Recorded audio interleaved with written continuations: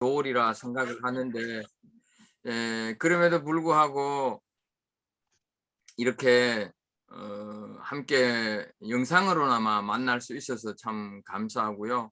아마 이곳에 오신 분들은 선교지에 최소한 한 번 이상은 이렇게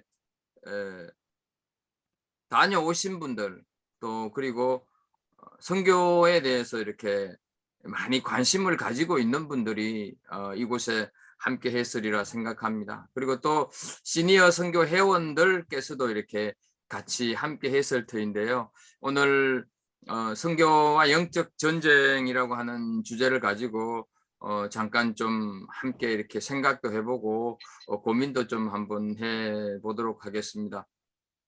우리가 이 영적 전쟁이라고 하는 말을 요즘 들어와서 이렇게 좀 많이 듣습니다.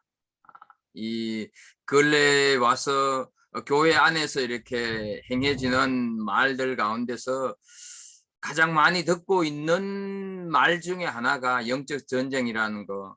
또 한편으로는 이 가장 민감한 이슈가 이 영적 전쟁이라고 하는 것이 아닐까, 이런 생각을 좀 한번 해보게 됩니다. 왜냐하면 이 전쟁이라고 하는 말에서 오는 느낌, 또 신앙생활을 하는데 무슨 전쟁이라고 하는 말을 왜 쓰지? 이런 생각들을 이렇게 하는 경우들이 있을 것입니다. 그런데 이 영적 전쟁이라고 하는 것에 대해서 교회 안에서는 대표적으로 이 두 가지 흐름이 있는 것을 보게 됩니다. 하나는 이 영적 전쟁이라고 하는 말 자체를 사용하지 않는 그런 교회들이 많이 있습니다. 왜냐하면 영적 전쟁을 이야기하다가 보면 필연적으로 사탄이나 뭐 악한 영, 귀신, 마귀 이런 단어들을 좀 언급하게 되고, 또 어떤 성도들은 이런 단어를 듣는 것만으로도 이 두려움을 갖게 되고, 그래서 그 영적 전쟁이라고 하는 이런 말을 좀 이렇게 하지를 마라, 쓰지를 마라, 이 단어 자체에서 거부감을 가지는 성도들이 있기 때문에, 그 성도들이 속한 교회의 목회자들은 성도들의 이런 부담감을 고려해서 아예 언급을 하지 않는 경우들이 많이 있는 것을 보게 됩니다. 또한 이 많은 경우는 목회자 자신이 영적 전쟁에 대해서 별로 생각해 보지 않았었고, 별로 개념을 가지고 있지 않기 때문에 가르치지도 않고 강조하지 않는 경우도 있는 것을 보게 됩니다. 이런 흐름이 있는가 반면에 또 다른 하나의 흐름은 영적 전쟁이라고 하는 것을 지나치게 이렇게 강조하는 경우가 있습니다. 그래서 우리 삶의 모든 영역에서 악한 영들이 대단한 권세를 가지고 있고, 우리가 그 악한 영들을 대적해서 피 흘리기까지 싸워야 되는 것으로 생각을 하고 강조하고 또 그렇게 가르치고 있습니다. 그래서 이 영적 전쟁 이렇게 하게 되면 악한 영들에 대한 어떤 로제가 걸리는 그런 경우도 이렇게 종종 보게 됩니다. 뭐 우리 주변에 또 보고 계시고 알고 계시는 이렇게 몇몇 교회들이나 선교 단체들을 보게 되면 이런 부분들을 너무 강조해서 예배 전체가 그냥 귀신을 쫓는 것으로 예배가 이렇게 진행되는 그런 모습도 보게 된다 하는 것이죠. 그런데 이 두 가지 모두가 다 건강하지 않는 생각들입니다. 물론 성경에 영적 전쟁이 나오고 있고, 또 성경 속에 영적 전쟁은 아주 중요한 주제로 우리가 반드시 관심을 가져야 되고, 적어도 그리스도인이라고 하면 영적 전쟁이라고 하는 것이 성경에 있다 하는 것을 알아야 하는 주제가 바로 영적 전쟁입니다. 왜냐하면 우리를 넘어뜨리려고 하는 세력이 분명히 있고, 또 우리 모두가 흔히 다들 알고 계시는 대로 우리는 다 예수 그리스도의 군대, 예수 그리스도의 군사라고 하지를 않습니까? 그렇게 우리가 예수 그리스도의 군사다 이렇게 생각되기 때문에 이 영적 전쟁은 우리가 분명히 알고 있어야 한다는 것이죠. 그런데 이 영적 전쟁을 무시하는 것도 문제지만 지나치게 과대하게 강조하는 것 또한 성경적이라 할 수 없다 하는 것이죠. 제가 성경 한 곳을 보겠습니다. 고린도전서 2장 11절에 보게 되면 이는 우리로 사탄에게 속지 않게 하려 함이라 우리는 그 계책을 알지 못하는 바가 아니로라. 이렇게 말씀을 하고 있습니다. 바울 사도가 이 구절에서 이 고린도전서 2장 11절에서 말씀하고 있듯이 우리는 이 흔히 말해서 적 사탄을 알아야 하는 것이죠. 이 말씀처럼 우리는 사탄의 계획, 사탄의 전략, 사탄의 어떤 계책 이런 것을 알지를 못하게 되면 우리는 매일 매순간 사탄에게 당하면서 살 수밖에 없다 하는 것이죠. 왜냐하면 창조 이래로 사탄은 여전히 조금도 변하지 않고 있기 때문입니다. 하나님을 반역한 그 사탄이 아담과 하와를 유혹하여서 죄를 짓게 했다 하는 것은 우리가 잘 알고 있습니다. 그리고 지금까지 그 사탄은 우리 인간들로 하여금 하나님을 만나지 못하도록 또 하나님께 그 마음이 향해지지 못하도록 그 사탄의 계략을 여전히 사용하고 있다 하는 것이죠. 바울 사도가 사탄의 계략에 속지 말라고 했던 그 마귀들이 여전히 우리를 넘어뜨리려고 하고 있고 또 우리로 하여금 유혹하고 그런 시도를 하고 있는 것, 이것은 변함이 없는 진실이고 실제이고 사실이다 하는 것이죠. 사탄이 얼마만큼 우리를 집요하게 노리고 있고 우리를 집요하게 넘어뜨리려고 하고 있는지 우리는 성경을 통해서 한번 좀 찾아보도록 하겠습니다. 마태복음 4장에 보게 되면 우리는 예수님께서 공생애를 시작하기 전에 금식을 하시고 이 성령에 이끌려서 사탄에게 시험을 받고 있는 장면을 우리는 마태복음 4장에서 잘 알고 있습니다. 근데 마태복음 4장 3절에 보게 되면 이렇게 사탄이 얘기를 하지 않습니까? 네가 만일 하나님의 아들이거든 명하여서 이 돌들로 떡덩이가 되게 하라. 그런데요 6절에 가서 보게 되면 똑같은 말을 하고 있습니다. 네가 만일 하나님의 아들이거든 뛰어내려라. 이렇게 얘기를 하고 있습니다. 결국 예수님께서 이 사탄의 모든 그 시험을 다 물리치신 것을 우리는 너무너무 잘 알고 있습니다. 그런데 이 마태복음 4장 11절 말씀을 보게 되면 이렇게 또 말씀을 합니다. 이에 마귀는 예수를 떠나고 천사들이 나와서 수종드니라 이렇게 말씀을 합니다. 여기서 떠났다고 하는 말은 무엇을 의미하겠습니까? 예수님을 시험했던 그 사탄이 결국은 예수님께서 그 시험을 이겼다. 사탄은 그 시험에 실패를 했는데 그 사탄이 실패함으로써 사탄이 사라지거나 없어지질 않고 어떻습니까? 사탄이 떠났다 이렇게 말씀을 하고 있는데 우리는 유의를 할 필요가 있습니다. 그런데 이렇게 떠났던 사탄, 그 사탄이 사라졌던 사탄이 언제 또 다시 나타납니까? 마태복음 27장 40절에 보게 되면 이렇게 말씀을 합니다. 마태복음 27장은 우리가 예수님이 고난 받으시고 이제 십자가에 막 달려 있을 때 그 주변에 온갖 사람들이 예수님을 욕하고 침뱉고 조롱하고 하던 그 부분으로 우리는 마태복음 27장을 기억하고 있습니다. 그런데 마태복음 27장 40절에 보게 되면 이런 말씀이 있습니다. 이르되 성전을 헐고 사흘에 짓는 자여 네가 만일 하나님의 아들이거든 자기를 구원하고 십자가에서 내려오라. 여러분 우리는 그 사탄이 예수님이 처음 공생애를 시작하기 전에 시험을 하면서 어떻습니까? 네가 만일 하나님의 아들이거든 이렇게 했던 그 사탄이 떠나갔는데 이제 어떻습니까? 예수님의 사역의 절정의 순간에 또 네가 만일 하나님의 아들이거든 자기를 구원하고 십자가에서 내려오라, 이렇게 나타난 것이죠. 그러니까 사탄은 창세 후부터 지금까지 여전히 어떻습니까? 변한 것이 하나도 없고, 어떻게 해서든지 이 사탄은 우리 인간들이 하나님을 떠나게 만들고 하나님을 믿지 못하게 만들고 하나님을 알지 못하게 만들어 간다 하는 것이죠. 이렇게까지 사탄이 이렇게 계속해서 역사하고 있는 것이 변함없는 진실이고 실제 사실이다 하는 것이죠. 그래서 영적 전쟁에 대해서 지나치게 강조하는 것도 지나치게 무시하는 것도 다 위험합니다. 따라서 우리는 성경에서 말씀하고 있는 그대로의 영적인 전쟁을 이해하고 깨닫는 것이 중요합니다. 그렇다고 한다면 성경은 영적 전쟁에 대해서 어떻게 말씀을 하고 있는가?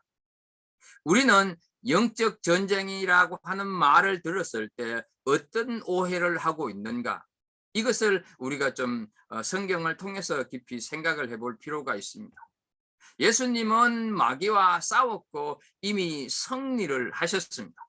그렇기 때문에 우리가 할 일은 사탄과 싸우는 것이 아닙니다. 마귀와 싸우는 것이 아닙니다. 우리가 할 일은 사탄과 대적하는 거다 하는 것을 기억해야 합니다.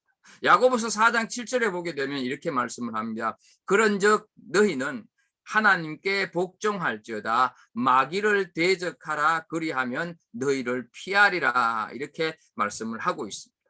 우리는 대장 되시는 예수 그리스도께서 승리하신 그 자리에 서서 그 승리를 확인하고 그 승리를 다시 한번 굳게 강화하는 것, 이것이 그리스도인의 군사인, 예수 그리스도의 군사인 우리가 할 일이지, 마귀를 우리가 피 터져까지 가면서 싸우는 것이 영적 전쟁이 아니다 하는 것을 우리가 알 필요가 있다는 것이죠. 우리는 지금까지 영적 전쟁 이렇게 하면 자꾸 피 흘리면서까지 싸우는 것을 많이 생각해 왔다 하는 것이죠. 그런데 우리가 그리스도의 군사이기는 하지만 싸워서 어떤 것을 다시 쟁취하고 점령하기 위한 군대가 아니라 이미 대장 되신 예수님께서 이겨 놓으신 승리를 확인하는 것이다 하는 것을,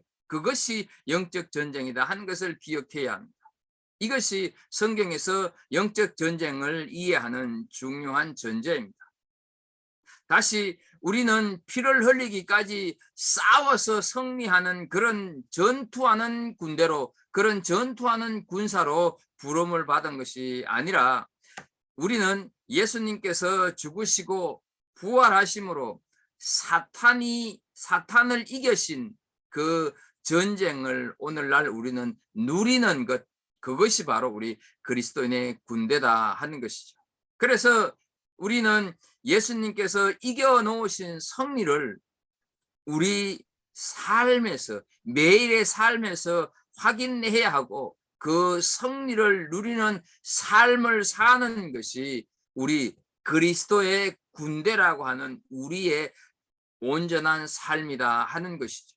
이것이 우리의 삶이 되어야 한다 하는 것이죠. 그런 관점에서 나는 어떤 존재인가 하는 것을 살펴볼 필요가 있습니다.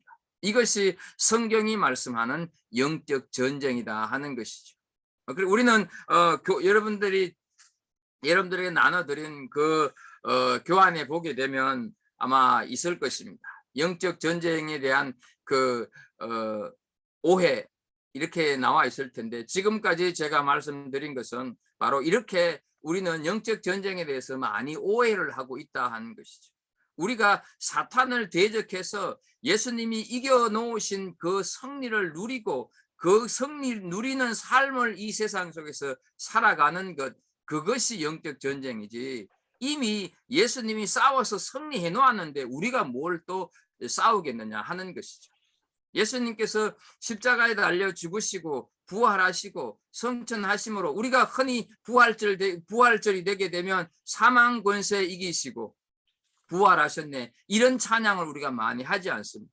이미 예수님께서는 영적 전쟁에서 이겨 놓았어요.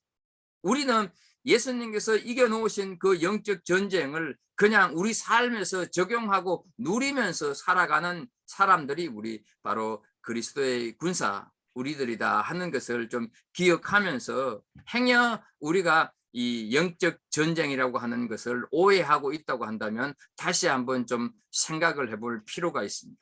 그리고 그 영적 전쟁이 이런 의미다 하는 것을 제가 말씀을 드렸는데, 그 말씀을 좀 생각하면서 내가 지금 살아가는 삶은 어떤 삶인가, 정말로 성경에서 말씀하고 있는 그런 영적 전쟁의 삶을 살아가고 있는가, 그것을 한번 좀 스스로에게 물어보고 답도 찾아가는 그런 시간이 되었으면 좋겠습니다. 이제 또 그 교재에 나와 있는 대로 우리가 염두해 두어야 할 두 세계관에 대해서 좀 살펴보도록 하겠습니다. 뭐 다들 알고 계시는 대로 우리가 살아가는 이 세계는 어때요? 우리 눈에 보이는 세계만 있는 것이 아니라 보이지 않는 세계도 있다 하는 것을 우리는 이미 다 알고 있고, 아주 이것은 기본 상식에 속한 것이죠. 그런데 사실은 이런 기본 상식도 없는 사람들이 우리 주변에는 많이 있다는 것이죠. 불신자들 가운데서는 뭐 죽으면 끝이지 뭐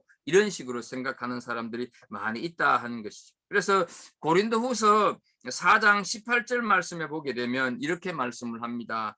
우리의 돌아보는 것은 보이는 것이 아니요 보이지 않는 것이니 보이는 것은 잠깐이요 보이지 않는 것은 영원함이니라 말씀을 하고 있습니다. 그래서 여기서 말씀하는 보이는 것을 흔히 육의 세계다 이렇게 얘기를 할 수가 있고, 보이지 않는 것, 이것은 이 세계다 이렇게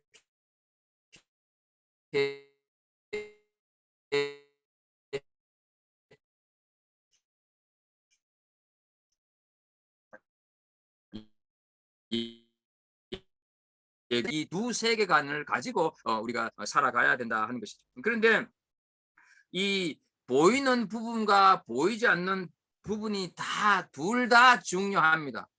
어느 한쪽을 무시할 수는 없습니다. 우리가 조심해야 될 것이 뭐냐 하면, 죽으면 하늘나라에 갈 건데 이 세상에서 대충 살다가 그냥 가자 이런 생각을 하고 있는 사람이 있는가 하면, 아이 죽으면 끝이지 뭘 또 다른 세계가 있어, 그래서 노세 젊은 옷에 늙어짐이 못 나느니, 이런 식으로 이원론적으로 생각을 하는 경우가 많이 있습니다. 그러나 결코 보이는 세계도 중요하고 보이지 않는 세계도 다 중요하다 하는 것이죠. 그런데 이 두 세계 중에서 실제로 우선적으로 생각해야 될 것은 보이지 않는 부분이 우선적이다 하는 것이죠. 제가 여기서 보이지 않는 세계가 더 우선적이다 이렇게 얘기를 할 때, 그러면 보이지 않는 세계가 더 중요하냐 이런 의미는 아닙니다. 순서상으로 보았을 때 보이지 않는 세계가 먼저다 하는 것을 제가 말씀을 드립니다. 우리 몸 어떻습니까, 여러분? 다 시니어 선교 회원들이라서 연세가 다 저보다 이렇게 많을 텐데요. 우리 육신 가운데서 보이는 쪽이 병이 더 중한 병이 됩니까? 안 보이는 쪽이 더 중한 병이 됩니까? 다들 음속을 해놔서 말씀을 하셔도 제가 못 듣긴 하겠지만 어떻습니까? 사실은 보이는 데는 우리가 어떻습니까? 뭐 깨지거나 다치면 뭐 약도 바르고 반창고도 붙이고 이렇게 해서 나았지만, 사실 우리 속은 어때요?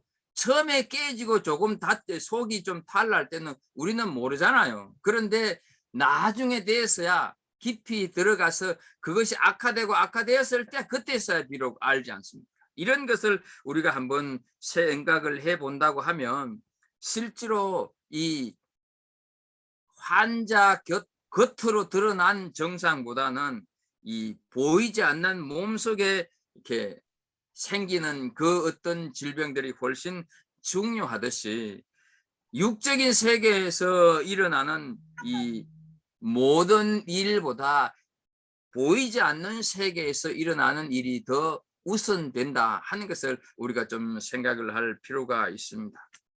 이거를 좀 다르게 표현을 하게 되면 보이는 세계는 보이지 않는 세계에 의해서 움직여지고 있다, 이렇게 이해를 해도 무방할 것입니다. 그만큼 이 보이지 않는 그 영적인 세계가 훨씬 더 중요하다 하는 것이죠. 자, 그거는 우리 그리스도인들이기 때문에 충분히 이해할 것입니다. 왜냐하면 우리 인간은 어떻습니까? 육체만 가지고 있는 존재가 아니잖아요. 영혼도 가지고 있는 존재이기 때문에 하나님께서 우리의 모양대로 우리가 사람을 만들자, 우리의 형상대로 사람을 만들자 할 때 이미 우리는 영적인 존재가 된 것이죠. 그렇기 때문에 이 보이지 않는 영의 세계가 더 중요하다 하는 것 기억하시면서, 그렇다면 좀 더 영적 전쟁이 뭘까 하는 것이죠.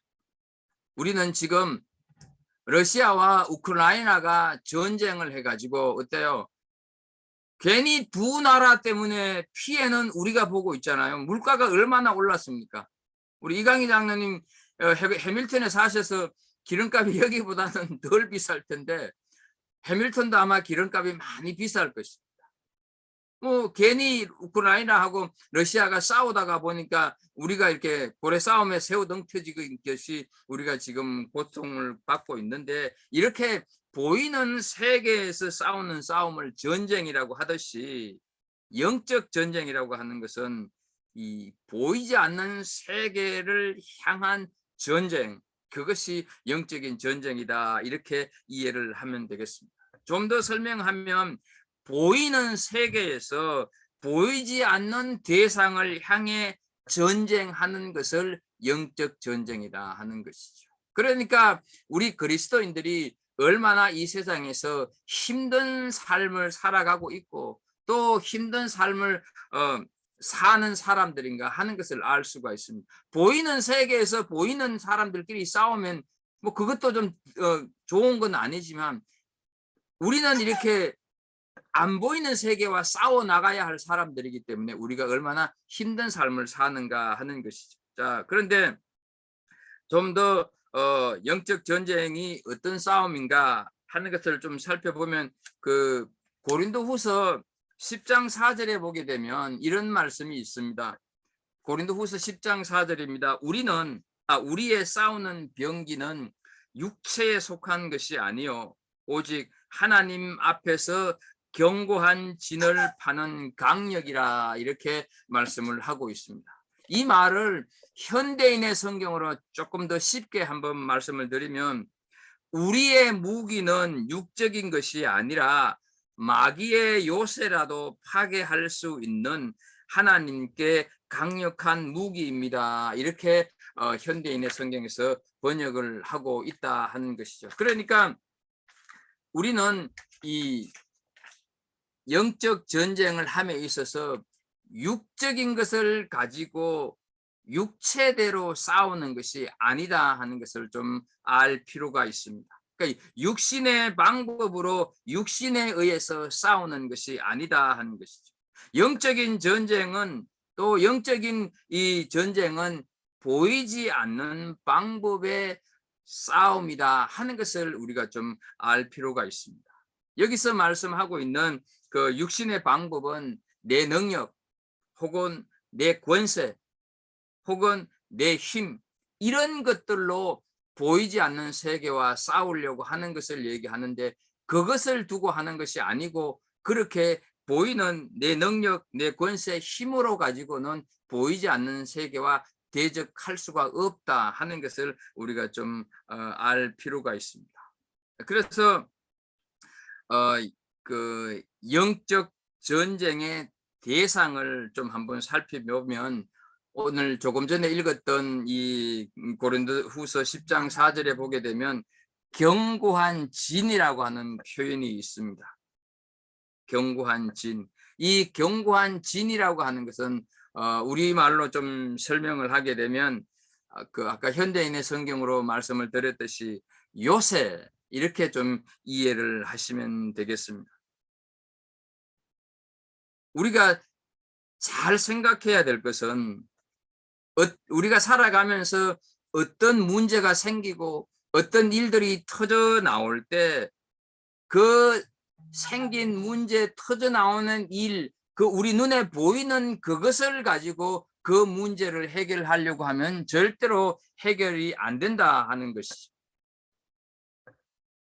이해가 되셨는지 모르겠습니다. 내가 살아가면서 겪는 여러 가지 많은 일들이 생겨날 때 내 눈에 보이는 것을 두고 그 문제를 해결하려고 하면 안 된다 하는 것이죠. 그러니까 나는 이런 일들이 터져서 내가 지금 경험하고 있는데 이 일을 향한 어떤 또 다른 세계에서 역사하고 있는 어떤 힘이 작용하고 있구나. 그것을 우리가 좀 이해해야 된다는 것이죠. 갈등이나 문제가 일어날 때 우리가 먼저 해결하기를 원하는 부분은 사실 보이는 어떤 영역을 우리가 먼저 해결하면 이 문제가 잘 풀려나갈 거다 이렇게 생각을 하는데 그 해결 방법은 진정한 해결 방법이 아니다 하는 것을 우리가 좀 생각을 해볼 필요가 있습니다. 혹시 우리 연세 드신 분들 가운데서 그 취미로 난을 키워보시는 분들이 키우시는 분이 계신지 모르겠습니다.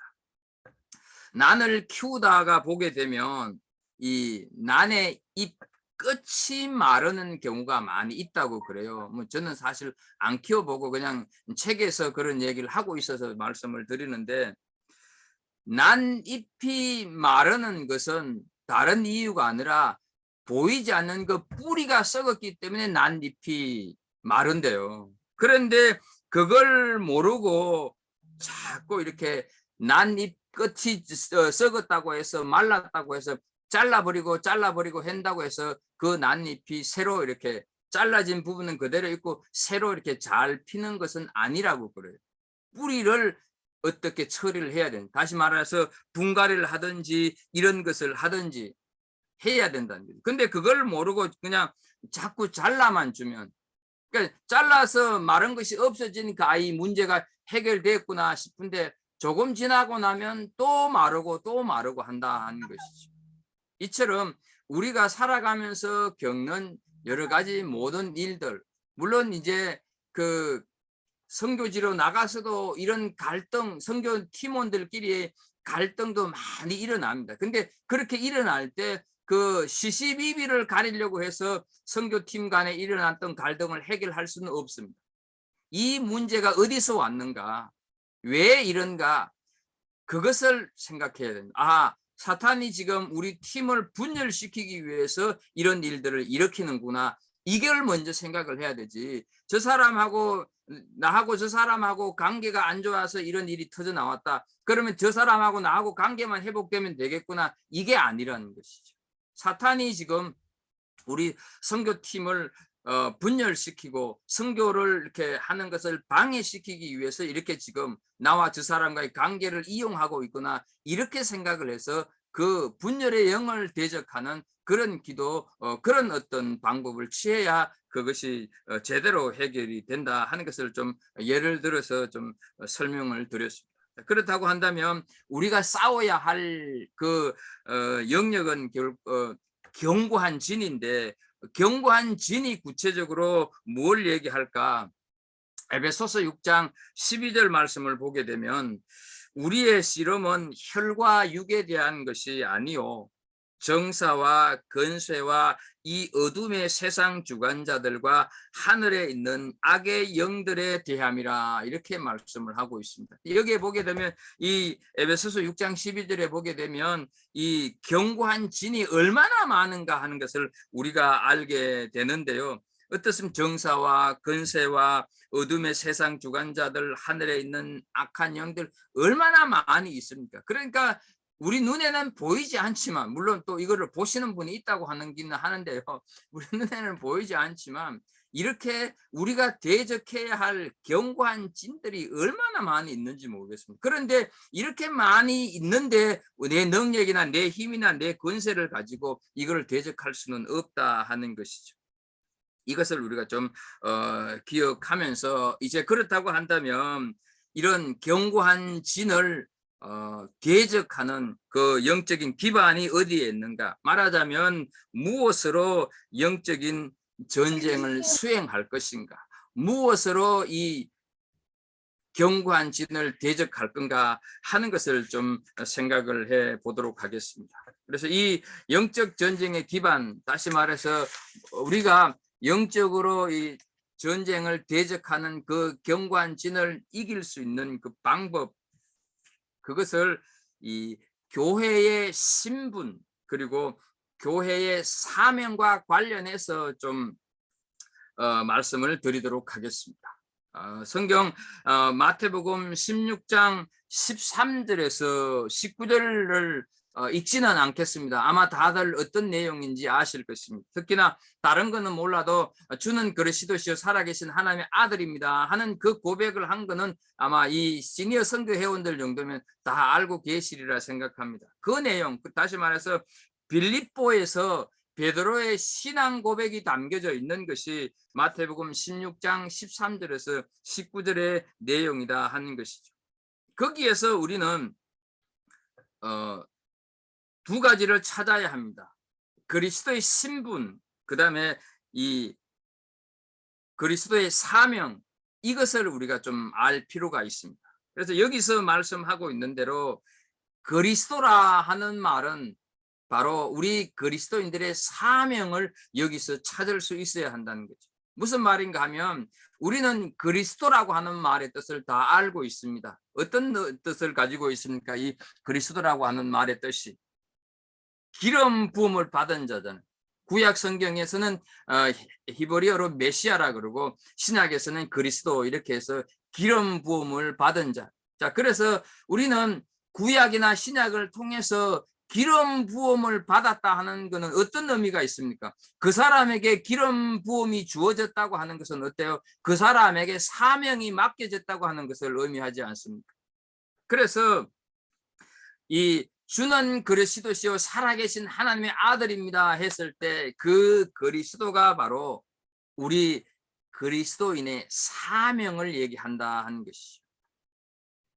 역시 우리가 기름 부음을 받은 사람들이기 때문에 이 견고한 진을 이렇게 이겨낼 수 있다 하는 것을 좀 알 필요가 있고요. 그 다음에 우리의 신분, 주는 그리스도시요 살아계신 하나님의 아들, 이렇게 했을 때 하나님의 아들은 바로 우리가 어떤 신분을 가진 사람들인가 하는 것을 알게 된다는 것이죠. 그러니까 내 신분이 하나님의 아들, 그 다음에 내 사명이 나는 기름 부음을 받은 하나님의 아들이다, 이것이 나에게 완전히 내 믿음으로, 내 신앙으로 고백되어지게 되면 어떠한 견고한 진이라도 대적할 수 있다 하는 사실이죠. 그래서 아까 영적 전쟁의 오해를 살필 때 어떻습니까? 우리가 피 흘리면서 싸우는 것이 아니라 이미 승리해 놓은 예수님의 승리를 우리가 누리는 거라 그랬지 않습니까? 그렇기 때문에 내가 기름 부음을 받은 하나님의 아들이라고 하는 그 분명한 신분과 사명이 있으면 이 마귀를 충분히 대적할 수가 있다는 것이죠. 더욱이 예수님께서 이겨놓았기 때문에 이 신분과 사명을 가지고 내가 그것을 누릴 수가 있다 하는 것을 우리가 여기서 알게 된다 하는 것이죠. 자, 그 다음에 조금 더 이 우리 교회의 신분과 사명에 대해서 좀 살펴본다고 하면요. 역시 아까 본문 속에 들어있는데 마태복음 16장 18절에 보게 되면 이런 말씀이 있습니다. 또 내가 네게 이르노니 너는 베드로라, 내가 이 반석 위에 내 교회를 세우리니 음부의 권세가 이기지 못하리라, 이렇게 말씀을 하고 있습니다. 예수님께서 베드로를 향해서 반석 위에 내 교회를 세운다, 이렇게 말씀을 하고 있습니다. 이 반석이 어떤 의미인지는 아시죠?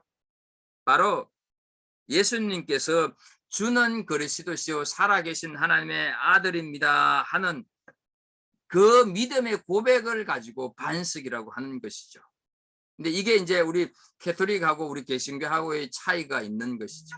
우리 개신교에서는 베드로가 고백했던 이 믿음의 고백 위에 교회가 세워진다 했는데, 이 가톨릭에서는 이것을 가지고 베드로에게 주어진 열쇠, 그래서 베드로에 의해서 교회가 세워진다. 그래서 가톨릭의 초대 제1대 교황이 베드로지 않습니까? 이런 차이가 조금 있기는 있는데, 이 반석 위에 교회의 신분이 여기에 있다 하는 것을 좀 우리가 좀 분명하게 알 필요가 있습니다. 그래서 주는 그리스도시요 살아계신 하나님의 아들이다 하는 이 고백이 바로 교회의 신분이고 교회의 사명이다. 이것을 통해서 우리가 영적 전쟁을 해 갈 수가 있다 하는 것을 우리가 좀 기억했으면 좋겠습니다. 그 다음에 다시 좀 내려갔어요. 그 교재를 보게 되면 이 3번 교회의 신분과 사명에서 이 교회의 사명에 대해서 조금 더 한번 좀 생각을 해볼 필요가 있습니다. 거기 보게 되면 이 18절에 아까 말씀을 드린 대로 죄송합니다. 거기 그 교회의 사명에 대해서 잘 얘기를 하고 있는데, 다시 한번 우리 18절 말씀을 좀 보도록 하겠습니다. 제가 읽어 드리겠습니다. 또 내가 내게 이르노니 너는 베드로라, 내가 이 반석 위에 내 교회를 세우리니 음부의 권세가 이기지 못하리라. 여기서 말씀하고 있는 이 음부, 뭐 이런 음부는 뭐 그 원어적인 의미를 들어가게 되면 여러 가지 내용들이 많이 있지만, 편의상 저는 여기서 이 사망 혹은 사단의 무리, 사단의 세력, 이렇게로 좀 정의하도록 하겠습니다. 그리고 이 음부의 권세, 이렇게 권세를 얘기할 때는 이 영어 성경에 보게 되면 게이트, 큰 문, 이렇게 사용이 되고 있는 것을 보게 됩니다. 이렇게 이 우리 교회의 사명이 사망을 깨뜨리고, 또 이 게이트, 이 뭔가를 이렇게 크게 하려고 하는 어떤 것을 이렇게 쳐부수고 깨뜨리는 이런 의미로 우리가 좀 생각을 해볼 때, 그 교회의 사명이라고 하는 것은 바로 이 사단의 왕국을 대적하는 것이 교회의 사명이다 하는 것을 좀 이해할 필요가 있습니다. 그래서 단순히 우리가 오클랜드에도 수없이 많은 교회가 있지만, 또 큰 교회도 있고 정말로 두세 명이 모이는 그런 교회도 있지만, 어떤 큰 교회든지 작은 교회든지 그 크기가 문제가 아니라 바로 이 교회의 사명은 이렇게 사단의 왕국을 대적하는 것이 교회의 사명이다 하는 것을 좀 알 필요가 있는 것입니다. 뭐 그 아까 말씀드린 대로 예수님이 이미 사탄의 권세를 이기셨기 때문에 우리가 그것을 누리기만 하면 되는데, 하나님께서 큰 교회에서는 그 예수님이 이긴 승리를 많이 누리게 하고, 작은 교회에서는 적게 누리게 하고, 이런 게 아니기 때문에 큰 교회나 작은 교회나 상관없이 예수님이 이겨놓으신 그 승리를 마음껏 우리가 누리게 되어 있기 때문에, 교회는 크든 작든 상관없이 바로 이렇게 이 사탄의 왕국을 이렇게 향해서 대적하고 또 선포하고, 이런 역할을 하는 것이 이 교회의 사명이다 하는 것을 우리가 좀 알았으면 좋겠습니다. 이제 네 번째로, 그러면 우리가 어떻게 전쟁을 할 것인가? 지금까지 많이 말씀을 드렸는데, 하나님께서 우리에게 주신 권세로 하는 것입니다. 권세. 우리에게 마태복음 16장 19절에 보게 되면, 내가 천국 열쇠를 내게 주리니 네가 땅에서 무엇이든지 매면 하늘에서도 매일 것이요, 또 내가 땅에서 무엇이든지 풀면 하늘에서도 풀리리라. 이렇게 말씀해. 그 천국 열쇠, 그것이 바로 이 권세다. 이 권세가 풀기도 하고 잠그기도 한다 하는 것이죠. 그러니까 이 하나님께서 우리에게 주신 이 권세를 가지고 이 세상에서 영적 전쟁을 해 가야 한다 하는 것이죠. 그것을 오늘 좀 이렇게 말씀을 드렸는데요. 뭐 우리 주변에 꼭 선교지로 안 가더라도 우리가 이 오클랜드에서 살아가면서 이 살아가는 삶 가운데서도 사실은 이 우리에게 주어진 이 권세를 우리가 사용하지 못할 때가 많이 있고, 또 나에게, 우리 그리스도인들에게 이런 권세가 있는 것조차도 모르는 사람들도 많이 있는데, 정말로 우리가, 내가 적어도 그리스도인이라고 한다고 하면 예수님이 이겨놓으신 그 승리, 그것을 가지고 내가 살아가는 삶 가운데 그 견고한 진들을 대적하고 대항하고, 그렇게 하게 되면 아까 말씀대로 마귀를 대적하라 그러면 피하리라 이렇게 말씀한 것처럼 우리가 그렇게 대적을 하게 되면 사탄은 우리를 피하게 되어 있습니다.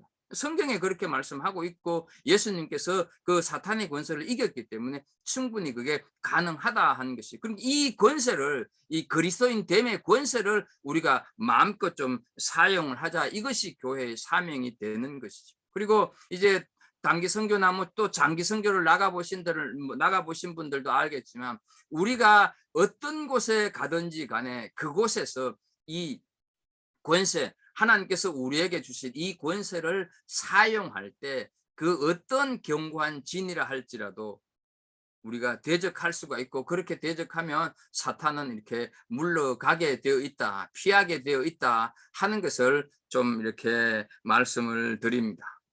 그리고 이제 락다운이 더 좋아지면 우리 교회도 지금 왜냐하면 우리도 해마다 단기 선교를 바누아투나 이 통화 이렇게 갔었고, 바누아투는 한번 벌써 간 지가 10년이 훨씬 넘었는데, 지금 3년 동안 다들 그러셨듯이 락다운으로 못 갔는데, 가능하면 이번 연말에는 우리가 다시금 바누아투나 통화하러 단기 선교를 갈 그런 생각을 가지고 제가 기도하고 있는데요. 선교를 가기 위해서 우리가 준비를 할 때나 아니면 선교지에 이제 준비를 마치고 선교지에 갔든지 어디에 갔든지 간에 반드시 우리가 해야 할 일은 영적 전쟁입니다.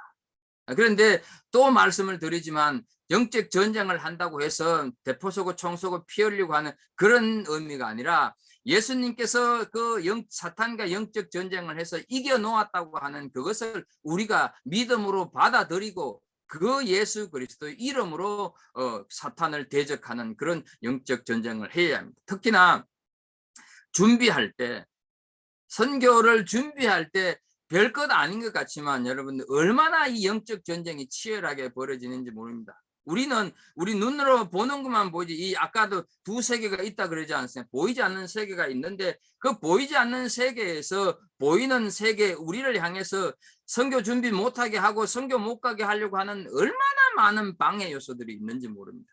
그런 것들을 잘 분별할 수 있어야 돼요.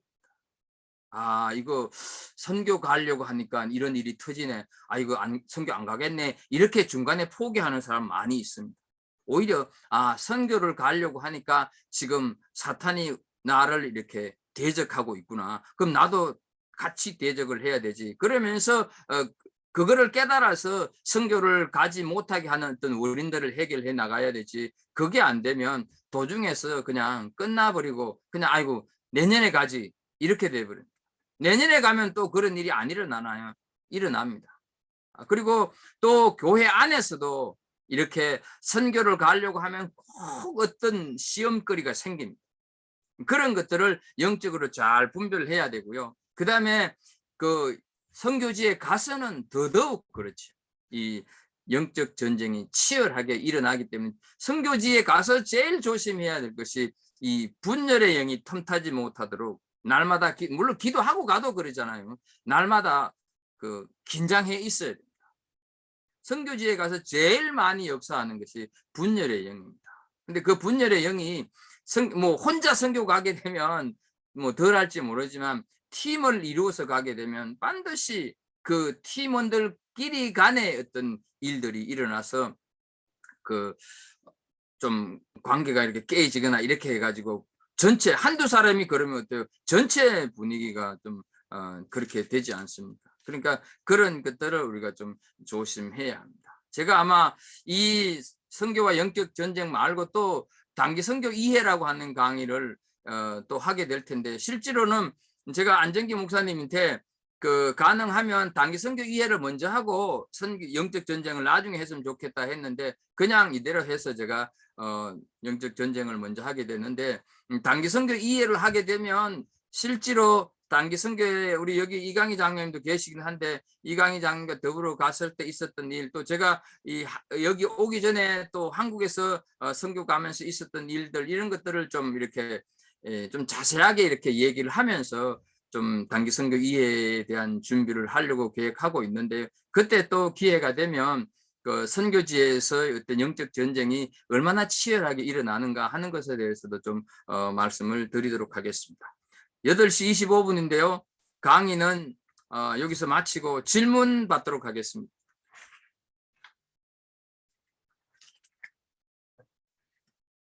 질문해 주십시오.